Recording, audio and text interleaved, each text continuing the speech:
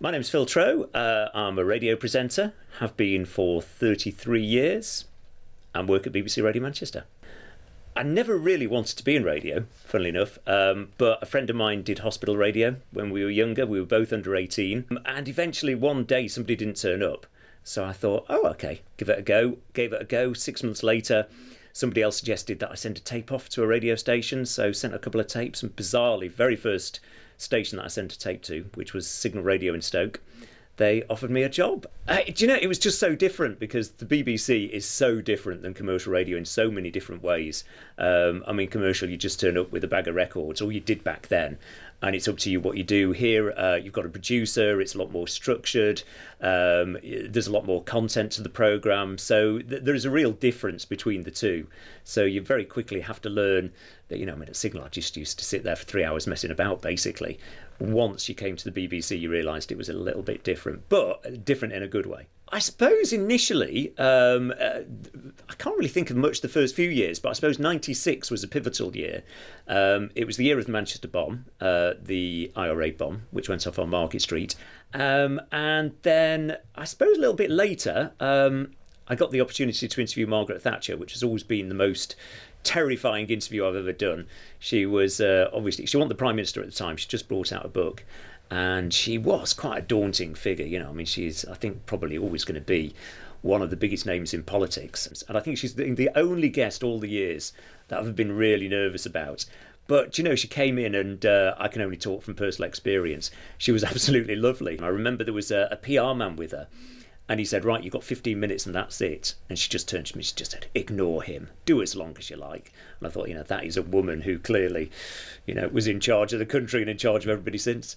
Well, I decided after about 10 years at Radio Manchester, I decided to go freelance. I just got a contract with Sky Television to do their one-day cricket.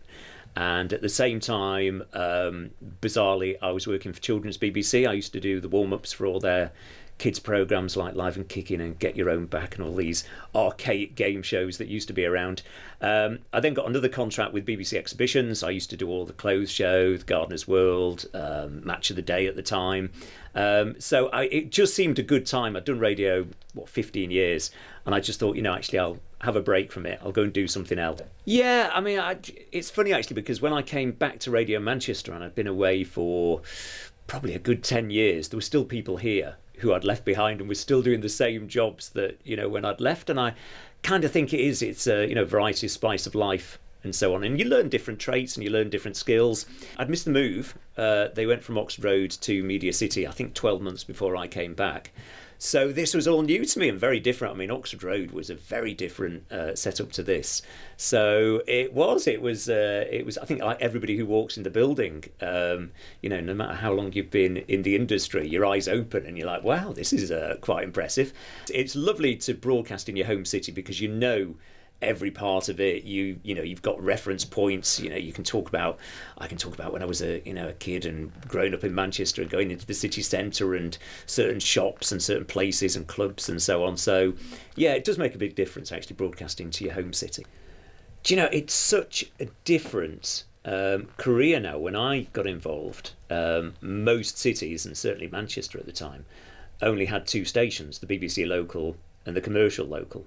As well as the nationals, and even then there was only 4 nationals, so 1, 2, 3 and 4, and that was it. That was effectively what was on the radio dial. Now it just in the last 15 years it has just taken off so much, which saddens me, because people like you that want to try and get in the industry probably won't find the same opportunities as there have been in the last few years. But on the other side to that, I think podcasts, digital radio, online radio, I think my advice would just be, just go and enjoy it. I think that's the thing that you forget when you come in here on a daily basis, and it is work, that actually you're doing a job that so many people behind you would love to get. So if you do get the opportunity, just make sure you enjoy it, really.